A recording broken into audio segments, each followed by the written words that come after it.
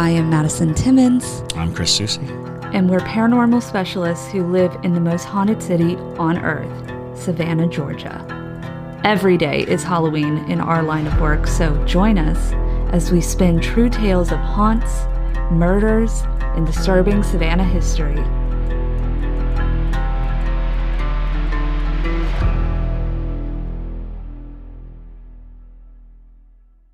I'm Madison. I'm Chris.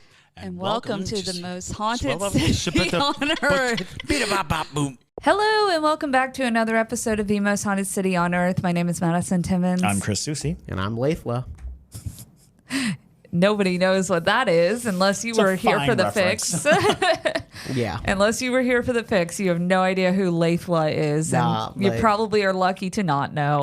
It's a scary story. It's a very scary story. Chris just told us in the fix, which is what we do for Para Junkies on our live streams, about a story about Lathla. And it was quite terrifying. Yeah. Like, it all happened in the Colonial Park Cemetery. And Not surprising. Yeah, there were themes of police corruption and Impalement. It was great. Children getting haunted severely. Haunted children. I mean, it's vandalism. It's got it all, Vandalism. All the pillars that make a good ghost story. Yeah, no, seriously though, I love it, and it's true, right? It also sounds that's like the biggest pillar. It sounds like an episode of Riverdale. You know, it's like it's really Right. It has all the elements. Yeah. All right, so today we're going to do us a Ghostmail, but before we do, Madison, Chris, and I have a pretty large, pretty thick announcement for you. With 3 C's. Thick with 3 C's. Yeah. We are going to be moving into a different space, and we are going to be... That is very close. That is very close. It literally is... like 20 feet away from us. No, it's way more than 20 feet. It's it's like 90 feet. Yeah. Yeah, 90 feet away Same from building. us. Same building. But... Opposite side of the building. It is going to be called the most haunted city on earth studio. Ooh. We are building a whole studio set. Yes. You should Yes. call it Haunted City Studios, so it's just HCS. Haunted City Studios. Haunted City Studios. Haunted City Studios. Wow, that actually has a vibe. I was just gonna call it the podcast name in studios, but I actually kind of like that. I don't know. Haunted City Studios. Haunted City Studios. Honestly, I think that might be a poll on Patreon. Oh, Yeah. that's worth it. Absolutely. Yeah. I mean, it's such a mouthful, most haunted city on earth. We've just been. Studios. I haven't even thought about the name too much because I've been building it. It has been quite the adventure, but it is really exciting, y'all. We're going to go multicam. Did you see that the Blackmagic 6K is for sale now? They've knocked $1,000 off of. Oh, it's 6K? on sale. Yeah. Oh yeah. All right. Well, cool. So there you go. Well, I'll mention that to Kiwanis and they'll turn me down. But I'm just kidding. We could also call it the junkie headquarters. No. No. Rehab. No. Rehab. Stop. No. Welcome to Rehab Studios. Yes, Rehab Studio. No. Anyway. Branding. Tweaker Studios? No. Stop. All right. Skid Row So let me Studios. tell you. Okay. That's been taken. Oh, has it? Yeah. Skid Row Studios. Oh. It's a pretty famous record label. Yeah. Skid Row Records, I think. Wow. Yeah. All right. So basically, this is going to be really, really dope. We are going to have a brand new background with lights. We're going to have multiple lights hitting them. Where they're going to have their own television to where they can read the YouTube live stream comments. And I don't have to read it to them. We're going to re-up on the technology a little bit, and the entire space is actually going to be dedicated to the show. So we're talking about something that looks a lot like a television show. Picture kind of Good Mythical Morning, like with Rhett and Link and stuff. So that's the vibe. That's the vibe. It's going to have like furniture. There's going to be different areas where Madison and Chris can go to like if they were going to play a game or like do something fun. Yeah, it's going to be great.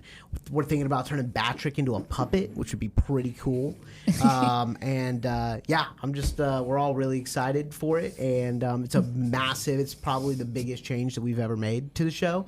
So it's going to be really, really cool. So yeah, Jingles will get his own crevice. Yes, Jingles gets a crevice. It's going to be. We're going to seal him in a Jingles jail. Jingles jail. Jingles jail. Yeah. Yes. Yeah. Definitely. Wow. We're just coming up with it right now. Yeah. I love it. So that's what we have coming up here shortly. JT just built the wall for it. I did. So it is slowly but surely coming together. And then we're going to, of course, have lots of our haunted objects displayed into the set. Yes. And things like that. And so Patreon will be watching the process. I've just been posting. Like I just posted all the lumber we bought and drywall and all that. So yeah. Be pretty cool. So if you have haunted objects that you are itching to get rid of, Yes. we will take your donations. Yeah. Especially if they have a good story attached to them. Oh yeah. We're always happy for that. And at whoever, I can't remember the name of the person that had the stuffed animal, though, the haunted stuffed animal that caused all the havoc in their life. Remember they won like the stuffed animal at the fair? Oh yeah. We take that if you are willing to to offer it up. But yeah, so anywho though, we're gonna hop into some ghost mail. Cool. But all right, first one comes from Rob. This is Rob Klinkenberg. Yes. Yeah. Rob, the truck driver. Yes, truck driver. Yes. Yeah, Rob joined our fan base on Facebook, which if you are looking to meet other people who listen to the podcast, it's a really great place to be, as well as the Parajunkie land, if you will. But Rob listens to the podcast while he drives all over the country as a long-haul truck driver, which is super cool. And I can only imagine the types of stories you have doing that profession. Absolutely. But yeah, so Rob had written onto the Facebook page that he had an experience at, I believe it was the Ohio Penitentiary? Iowa? Or Iowa, maybe. Iowa. Well, we're about to read it. I remember it was a penitentiary of some sort. So let's get into his story. But he said, AKA Col Klink. Yeah, there you go. Okay. That's like an onomatopoeia almost. Col Klink. Col Klink. Yeah. Klink is definitely an onomatopoeia. Yeah. I'm gonna make I'm gonna make it sweet and short and to the point. Are y'all doing out there spooky? I started listening to your podcast about 3 weeks ago. I think I'm in season 3, 2023. Anyway, for that history about the Idaho Penitentiary. Idaho. Yeah. We do it somewhere in the Midwest. Yes. But Idaho Penitentiary opened up around 1870 and December 1973. It had been around there. It was around 120 people that died there. There was 29 hangings. Wow. That's wow. So they were executing people. Oh there. yeah. All right. Definitely. Heard that and agrees. And they have a podcast, but I'm open to tell you about that opens the information about the inmates and all that, and it's called Behind Gray Walls. Okay. Honestly, really interesting concept for a haunted location to do a podcast on all the ghosts of their space. Absolutely. Right? That is a really cool.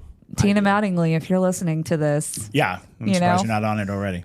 But, okay, enough for that. Here's my story. In 2015, I stayed the night at the Idaho Penitentiary through a paranormal group. When we got locked in there into the compound, said probably around 8 o'clock at night, we started walking around all the cells and in the cell buildings, started hearing voices, footsteps, no big deal. That's common. Yeah. But when I made a mistake and asked to see if I can get locked into one of the cells, name one other person volunteered, or I think one other person volunteered to do this, and it is a 3-level tier cell building. I was locked in the 3rd floor, and another person was locked in on the bottom floor. In the cell, everything seemed like it was going okay. We cannot hear each other talk. We couldn't talk to each other. We are so far away, but I started hearing talking and arguing. Okay, got interested. I figure I'll lay down in one of the bunks in the cell. I would do the exact same thing. We know. I was locked in, remind you. I was locked in there for probably about 20 minutes. Wow. They said, we're going to leave you in I there. know, right? They straight up left his ass. Tell us your experiences.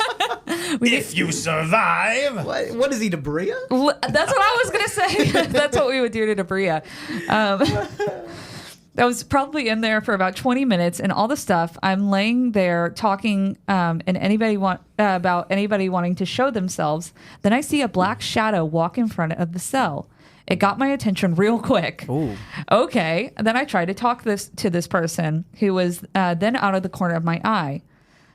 So then I noticed something grab my foot and pull it towards the cell door right there, and then I jumped. The button. If I could reach it, I would have hit it immediately. Ghosts don't need to be grabbing your feet. We're so desensitized at this point. We're like, only a foot? I'm waiting for somebody to get their hair snatched by a ghost. Because that's wild, though. That is still really, that's a lot. By your foot Yeah. in any direction. Yeah. For a ghost to... Unpleasant. Right.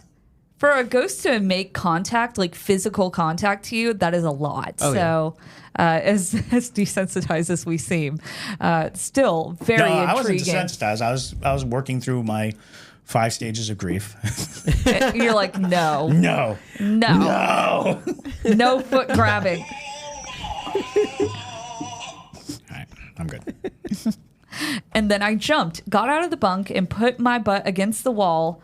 That way, away from whatever it was, and probably about 5 minutes later, they still hadn't come and got him, obviously. Dang. To come and let us out. I told him my experience, and they turned it all. They told it all that it must be one of the people that got hung over here because you're right across from the gallows. No. Hold on. There's gallows. No, there's gallows. Well, they hung people. Yeah, but wouldn't that be an execution chamber? Well, actually, in old penitentiaries, they used to build scaffolding off of the sides of the buildings. Oh. Yeah. What they didn't have an execution chamber. They wanted people to come watch.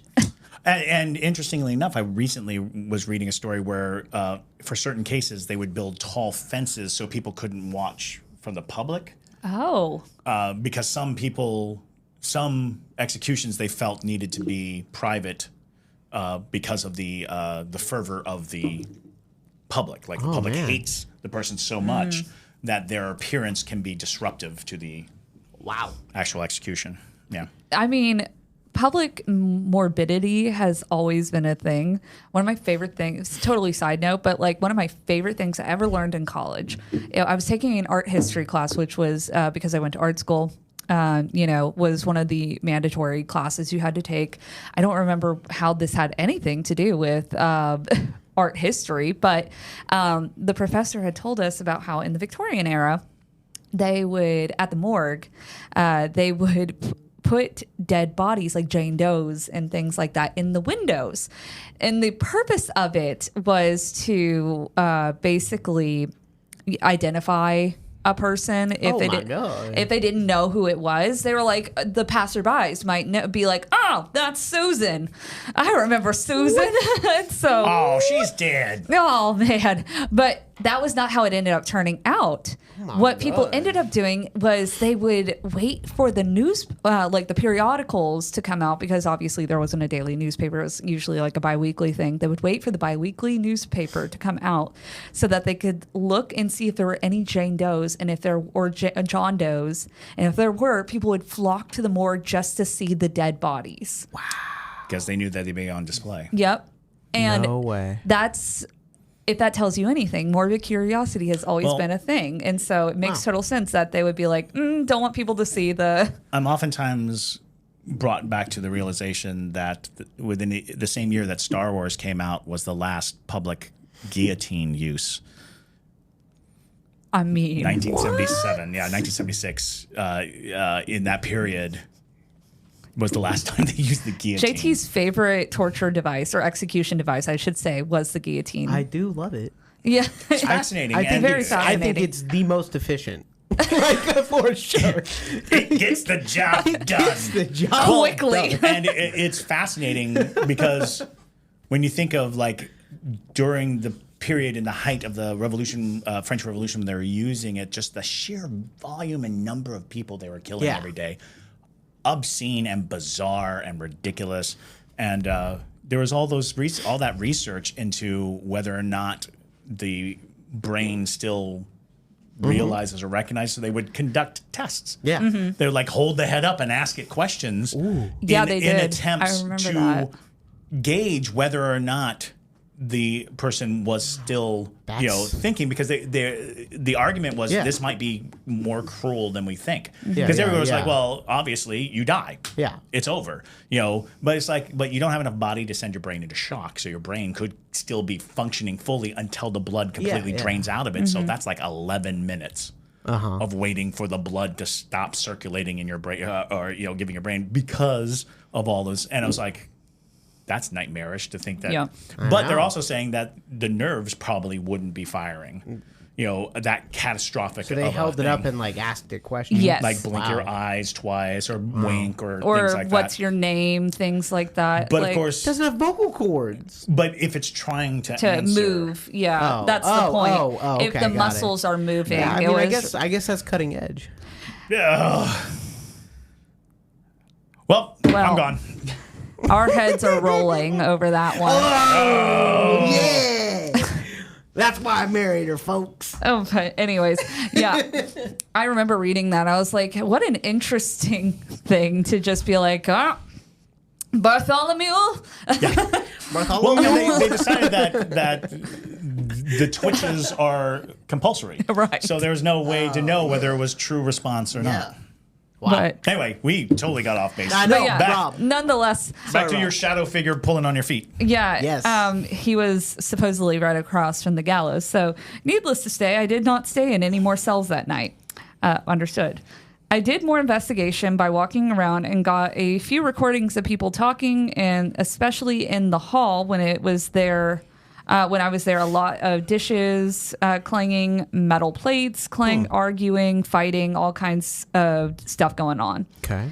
Well, the sun was coming up it was time for us to get out of there. And the next few days at my own house, I kept on dreaming about that incident that happened to me in that cell. Then I just brushed it off. I didn't worry about it anymore. Then dummy me again decided to go back to the following year and see if anything would happen to me again. I decided nothing That's why happened. we call it ghost heroin. Yeah, That's exactly how it came. exactly. I did not get locked back in the cell either, but things like shadows, lots of shadows, hearing voices, and so on and so on. Well, that's my story about the Idaho Penitentiary. Hope you enjoyed it. Y'all stay spooky now, and like to know what you guys' comments are. Thanks again. You guys are awesome. Keep me awake at night when I'm driving my truck. Hey, that's what I like to hear. That's Yeah. what I like to hear. Thank you, Rob. I appreciate that.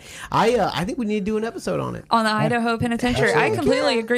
I think it's interesting because I get a sensation that it was a guard grabbing the guy by the leg to pull him out to go to the gallows. It's like, tis You know, time. Yeah. That is not the ghost you want to encounter. No. The one that wants to execute You're right. You're right. Well, because I'm like grabbing you by the leg and pulling you towards the door. It's like, who would do that? Right. Yeah. Whoa. Would that be another prisoner? Would a prisoner be like, get out of my bed? Would you? And then I was like, well, if it was by the gallows and you were on death row, Yeah. I could imagine not wanting to get out of bed. Yeah. And being like, oh, you can't make me. It's And it's gotta like, you're drag wrong. me there. You drag, and I'm always fascinated by that, the dead man's walk, the march, because you Green imagine Mile. that people would probably not participate. They'll Right. probably like go limp. Right. Yeah. It's like, well, you can drag me to my death, sure, but why should I go along? It's interesting that true. we're so conditioned to like follow the rules. Yeah. That even at that moment they're like, yep, okay, it's time to go. Probably time to a die. pride thing. I mean, I'm sure it is, Yeah. but I it's still one of disagree. those things where it's like, just go limp. Make them work for your death. I mean, if you've ever watched any cop videos of like, because there's like shows like body cams and stuff, they show people like getting arrested and they will literally just go, yeah, they will full dead weight. Yep. So I could totally see that happening I'm often. sure it happens. Yeah. We only see like the stoic prisoner headed towards the but I want to say think that they run cuff screaming. Them and wheel them. Don't they cuff them and wheel them? No, is that not what they did with old Bundy? Not well, maybe with Bundy, but he was an escape artist. He was an escape artist. So yeah. I mean, makes total sense. But yeah, so I think your estimate might be pretty accurate because that would make a lot more sense. The only thing that would confuse me about this particular entity is that you said it was a shadowy figure, right. but it had enough energy to grab you, which is compelling in that sense, because usually shadow figures are not. They've diminished to the point of shadow. Although, when you think of there was a time when executioners wore masks, wore hoods, a good point. Kept themselves from being seen by the public or by the condemned.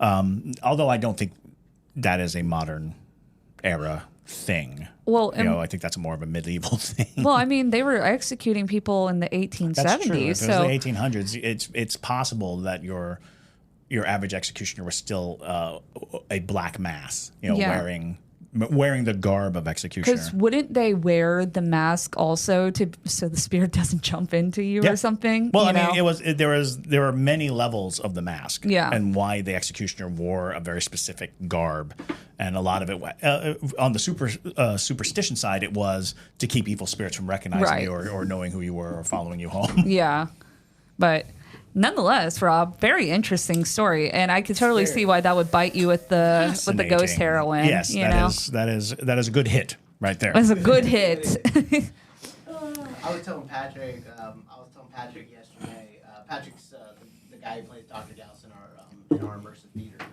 and I was telling him about how Marcus from the Ghost Brothers, when I mentioned. Say hey to the Parajunkies, and he looks at the camera and goes, "Get off that stuff." We just need to insert that soundbite every single time. So, Debria, you know what to do right now. He's like, I gotta find that. I mean, she do be thinking these Ghost Brothers are pretty cute, so I think she'll be okay. She'll be okay watching. She's gonna be so upset you just said it. Yeah, I know. On record. They're cute. That's fine. There's no question about that. There's no question. Everybody thinks that. Have y'all seen Jawan's Instagram? They're a different kind of junkie. They're a different kind of junkie. But anywho, thanks, Rob, for sending in your story. Chelsea Borisov said Marie Antoinette gave the side eye after she was beheaded. That tracks. That would be awesome. To know that she was just like over it.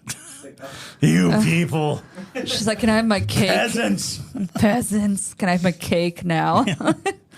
She's like, my nerve endings are still working and you're on them. You're my last nerve. Anywho, next story comes from Nancy. So, hello, JT, Maddie, and Chris. what's up, Nancy? My name is Nancy, and I've been enjoying the heck out of your podcast for the past few months. Yeah. The level of insight you bring to the paranormal topic is phenomenal. It's a bonus that you're all hilarious. Thank you, Nancy.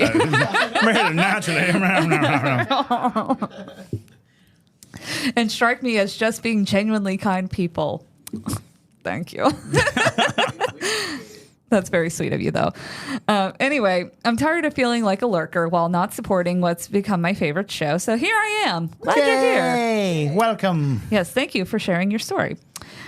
So I myself am a lifelong experiencer of the paranormal, having sampled pretty much everything from the poltergeist activity to a Kundalini awakening. Oh, yeah. Interesting. And an OBE, possible NDE. Would that be near-death experience? Okay. To mystic... Out of body. Out of body experience, near-death experience. to mystical experience and claircognizance, prophetic dreams, telepathy, etc. I'm also multiply neurodivergent, having been formally identified as autistic with ADHD at age 44 4 years ago. I appreciate the way you touched on the connection between the paranormal and neurodiversity in a recent episode. Since joining Instagram as a neurodiversity advocate a few years ago, I have spoken with at least a dozen or more fellow autists who agree we're more wired for this stuff at higher rates than the norm. Several of my autistic friends are sensitive like me. I even posted about this very topic before I found your show. If you'd like to delve deeper into neurodiversity meets the paranormal in a future episode sometime, I'd be happy to detail some of my experiences for you. Yeah. Absolutely. Stay spooky, y'all. Nancy E. Pearsall, the Vein of Gold on Instagram. I'm not on TikTok, so if you want to go follow Nancy and her advocacy on her Instagram, there you go. But yeah, I think it's an interesting topic to say the least. There isn't a ton of research, obviously, on that sort of topic, and I don't know if there necessarily will be. But and the term sensitivity comes into such an interesting array because one of the chief identifiers of people on the spectrum is things like sensitivity to light, sensitivity to sound, sensitivity to textures. Yep. All of those things, when you think about it, are just about these heightened awarenesses of input. And so if you're hyper aware of these different forms of input, yeah, you would probably be hyper aware of metaphysical input. And, that does leave a wide open category of diagnoses that lead back, to medieval or prehistoric times, really, when a person would see, hear, or experience something that no one else was experiencing. They became outcast. They became recognized as defunct or damaged or wrong. And it's like, well, what if they just have the capability and the ability to experience more? What if they have, something in them that is tuning in to frequencies that no one else is capable of? So, yeah, that's worthy of an entire episode, I'm sure. Yeah, I completely agree as well. We can get her on as a guest. Yeah, absolutely. We'd love to talk more about it because it is a very interesting concept. And something I've been exploring a bit more in the theory around it because it makes a ton of sense. A lot of it makes a ton of sense, especially because I think there is a disconnect in the way of there being less. I'm trying to think of the way to explain this. There is a disconnect of how to input as a normal, non-divergent mind, if you will. And so there is less pressure to conform to normal belief systems and things like that. Oh, I see exactly. Yeah. I'm trying to formulate my thought in this because it's a very complicated thought process. But yeah, it makes a ton of sense though, because exactly like Chris was saying, there are a lot of different inputs that non-neurodivergent people have that would correlate to that sense of claircognizance, clairaudience, clairvoyance, things of that nature. So makes total sense. I wish there was more research on this particular topic, and maybe there will be in the future. You never know. People are always finding new information. As a research field, parapsychology is very difficult to navigate because there is no definitives. Like the scale of sensitivity is so wildly, varied that trying to establish a baseline even is almost impossible. And another quality of neurodivergence is like hyper-focusing or hyper-fixating on something. Hyper-fixation is, in fact, a type of meditation.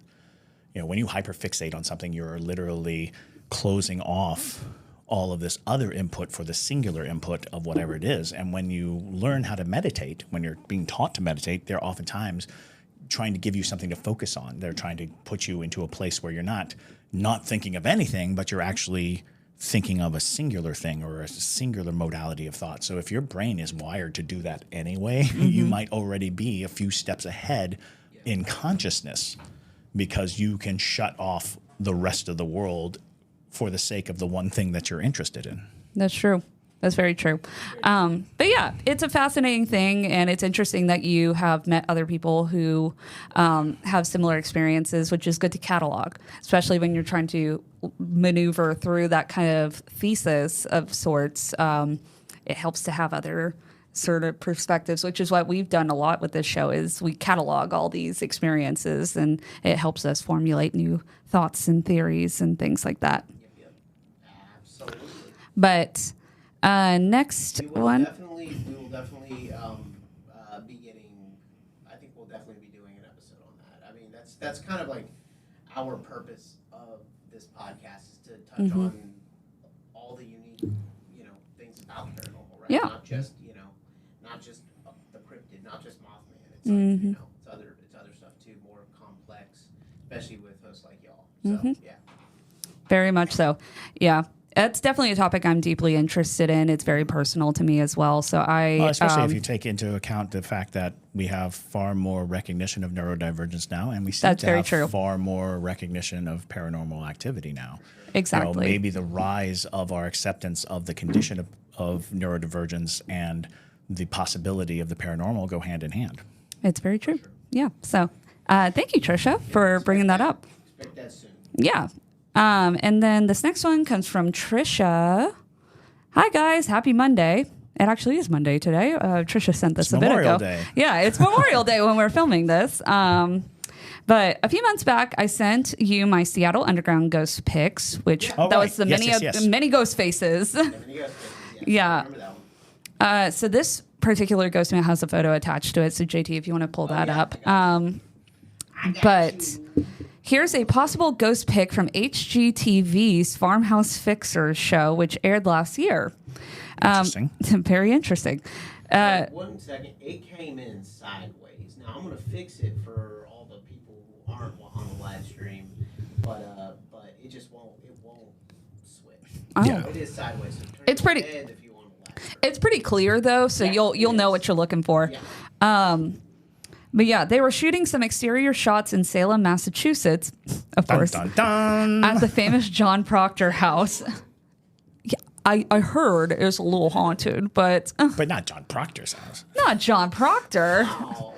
He didn't like them witches, which would be even funnier if they were haunting his house. Yes, of course. And didn't notice that they just may have caught a ghost on camera. When I realized what they may have captured, I reached out to the show. The show's host, Jonathan Knight, the New Kids on the Block, from New Kids on the Block. So freaked out when I showed him the picture. Yeah, it's freaky. It is. The best part is that they had to go back and do another episode this season because of a second massive waterline leak, which destroyed a large section of the home. I have a feeling the ghosts don't want anyone in the house. I'd love to know what you guys think. Thanks, Trisha. Yeah. Okay, so here is the photo. Oh yeah. No, there's no wondering. No No wondering. wondering. So if you could describe to the people what you're seeing. So what's very interesting is this is a window on a very old property. So when you see old glass, you can oftentimes tell that it's old glass because of its wavy pattern. Because it's not this smooth, perfect glass. So you're actually, it looks as if there is something standing on the other side of wavy glass. And that something does seem to be Like a a little girl woman. from The Ring. Yeah, literally. I was just thinking that.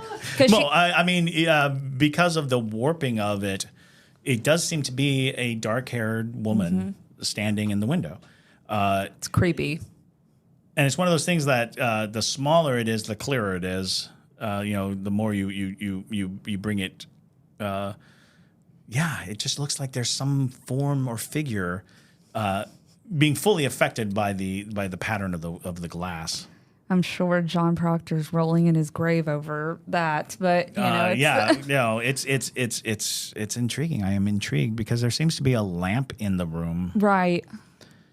It's definitely something. It's definitely something, and I think it's interesting that you say that they had to go back and do more renovations. Right. Because that's kind of a classic. Yeah, because it's like when you start messing, especially with old houses, we see it all the time here in Savannah, where people start renovating these old homes that have spirits that are their resident spirits. They don't want the houses to look modern. They want it to look like how they remember the house being. Yeah, you're kicking up more than dust. Yeah. Because remember that in many cases, the reason why the spirits are able to manifest at all is because the resonant energy in the house is the same as it was when they were alive. When you start to move around walls, and when you start knocking things down, putting new electric lines in, things like that, that is distressing the amount of energy and the way that the energy moves, keeping those spirits in place.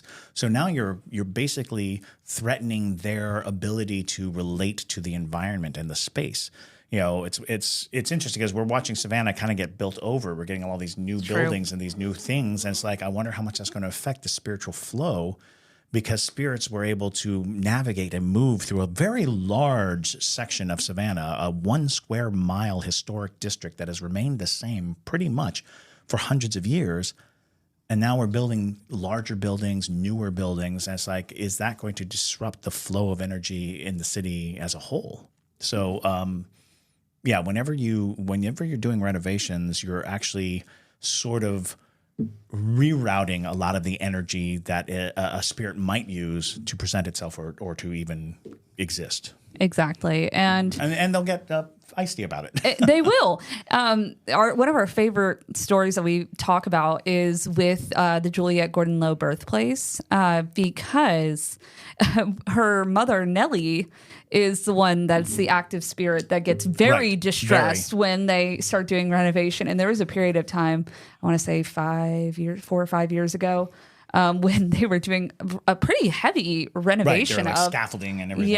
Of the house. And literally the workers would come in and everything that they had accomplished had been reset. So all the furniture was put back to where it was, which tracks for Nellie Gordon. Yes. If you've never been to Savannah. Persnickety, and very particular about what she wants and very vocal about what she wants.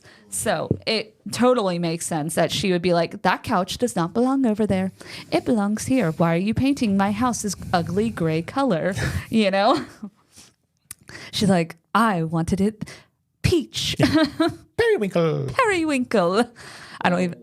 We have room for one more.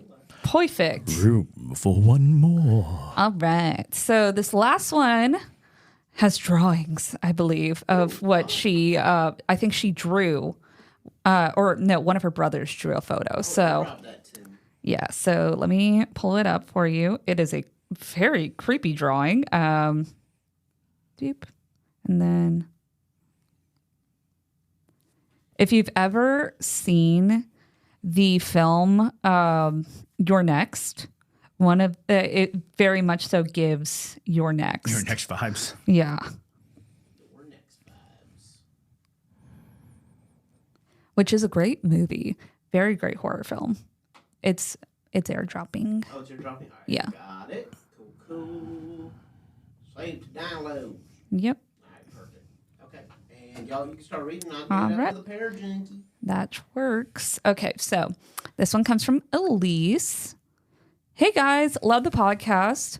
Okay, so here we go. I guess the first memory that I have of my house growing up being haunted is a story of my dad being home alone. My mom and my 2 brothers were out of the house, and when they returned, they were met with my father angry that they were messing with him because he heard them and saw shadows running up and down the hallway.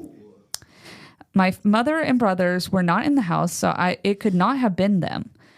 Growing up, no one would ever want to be in our basement alone. There were always feelings of being watched or feeling like something would chase you back up the stairs if you couldn't run fast enough. Our basement has an in-law suite, and in the closet of the room, there is a lump in the concrete that for some reason we all think someone or something is buried under. Huh. Interesting. Yeah. We will never dig it up for the fear of our property value going down if it is a body, or the fear of unleashing something if it is ritual tools under the floor. When my grandmother, who has now passed away, would come and stay with us, she would beg me to sleep with her down in the in-law suite where she would stay. And if I refused, it would look like I broke her heart. My poor mamaw. So at my parents' house, they have like a mother-in-law suite that's detached from the main house, and my mama would always sleep over there, and she hated sleeping over there, especially because she saw the little girl spirit that lives in there that I always saw, and she's like, "You were right, I'm never sleeping here again." So so I could understand why grandma was probably like, "You are not putting me down here in this messed up room," with the body under the cement.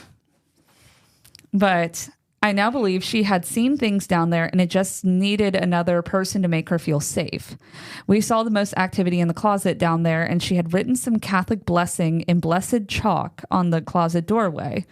One night I was down there with her, and I both saw a blue light, and I think she meant we both saw a blue light, and she just brushed off as being an angel. One of my brothers was down there and saw something and drew a picture of it. This is the picture. Nope. Don't like that. Also important to note, because I don't know if she mentions it in the email, this is all in North Georgia. Oh, okay. So, mountainous region. Sure. Appalachian. Yeah. My mother believes it was a native shaman. Oh, she does mention it. Okay. We are in the foothills of the Appalachians in North Georgia. Here is a photo my mother found of some dress wear that they may have worn.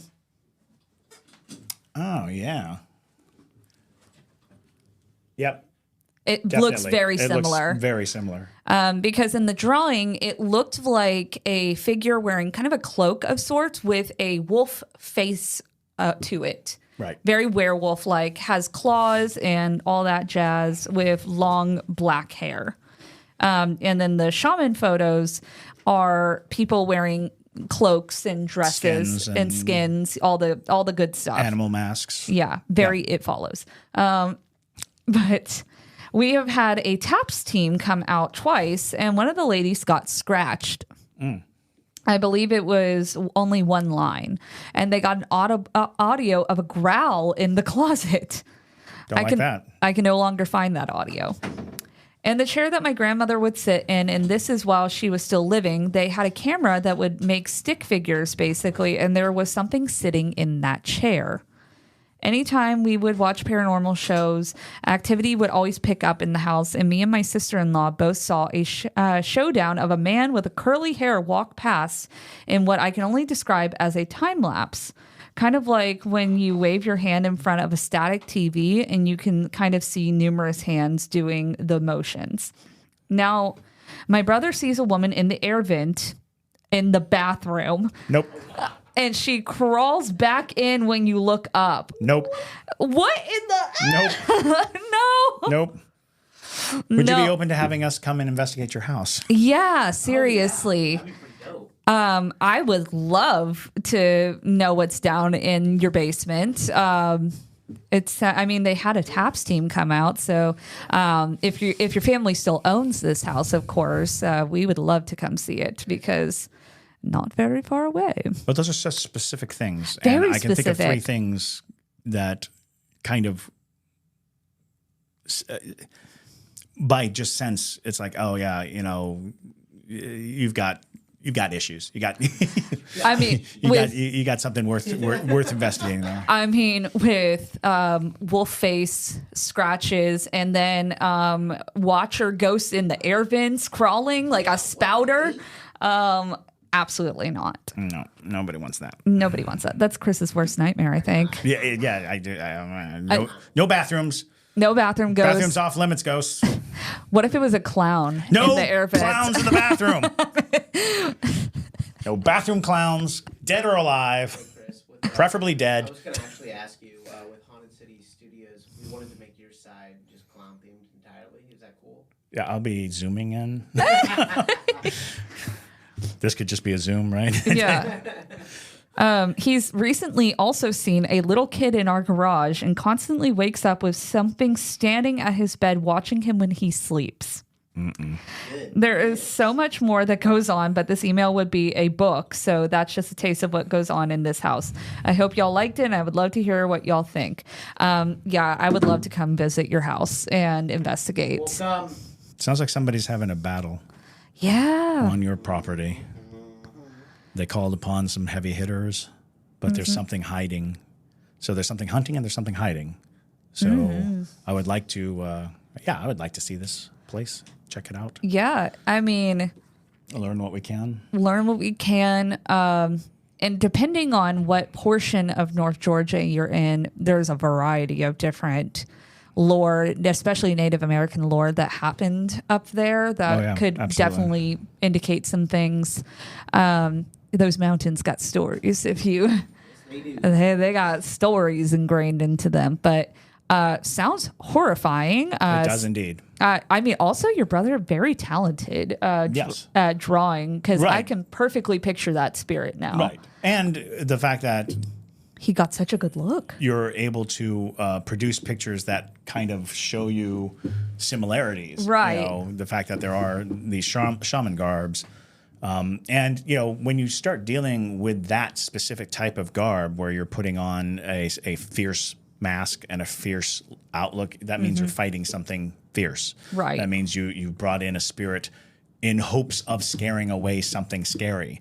And that, you know, that just kind of deepens the mystery. It's like, what's going on? If you've got a spirit showing up looking like that, and it seemingly tying to a shamanistic practice, that seems to suggest that somebody was called in to fight something evil. And oftentimes the scarier masks and the scarier things are there to scare away the scary thing. So now it's like, oh, well, what was the scary thing? What I think is the scariest thing is the air vent ghost. Air vent ghost. So there's several things that go through my mind with the air vent ghost because of the way that it is predatory, secret, hiding, traveling through unknown means, tunnels, tunnel spirits, things like that. You know, that's dark. Kind of going back into Fey lore and the notion of things that hide in the tight corners, because to look into an air vent, see a woman and see her backing away, it's like, well, is this a full-sized woman in a small air vent? Do you have giant air vents in your house? Right. You know, what exactly are we dealing with? But that in itself is like, oh, you're dealing with something, you know, even Moon-Eye Child or, you know, things of that nature. So I'd be interested. I'd be interested too, especially because your brother has something that he wakes up seeing, watching him. Right. And he refers to it as a child. And I'm like, is it a child or is it a small entity? Yeah. Is it the same entity that you're seeing in the vents? Exactly. That's what I'm like. I'm like, that could very well be the vent entity. Because it's waiting to... The ventity. There you go. Hashtag ventity. Yeah. The ventity with the venti. The venti coffee, please. Yes. Yeah, it's because it makes me at least think that it's waiting for you in your vulnerable states. Because first off, it's watching you while you're in the bathroom, a vulnerable state. It's watching you when you're sleeping, another vulnerable state. Why are you waiting for these vulnerable states? You know, because spirits that have good intentions don't do that. No, that's just it. Again, there's a predatory nature to a thing that crawls through the vents. You know, a thing that crawls through the vents. I can think of entities that are dangerous and utilize that type of moving about. Yeah, so that's super creepy, Elise. Thank you for sending that to us. I'm going to be racking my brain about that one for a little bit. Oh, yeah. But yeah, thank y'all so much for sending in your stories and your compliments. We appreciate all of the ghost mails that we have gotten. And fear not, y'all, we will do more ghost mails. I know there was a couple comments on the Facebook page of being like, when's the ghost mails coming out? Kind of give you guys an insight of how we go about the ghost mails. We literally go in order of how they come into our email. We don't just pick and choose. We literally just go in order. So if you sent one in a while ago, we will get to you eventually. We read literally everything that comes in. So fear not, y'all. we will make our comments on your creepy stories eventually. But thank y'all again. We really appreciate your stories. They're always fascinating. If you did enjoy this episode, we definitely would love to hear your ghost stories. If you have one, you can send us your ghost stories to ghostmail@hauntedcitypodcast.com. That is the best way to get us to make sure that we see it, because if you send it through TikTok or Instagram messengers and things like that, sometimes it gets lost in the translation. So we will definitely see them if they're in the ghost mail queue, if you will. But with that, y'all, my name is Madison Timmons. I'm Chris Susi. And stay spooky, y'all.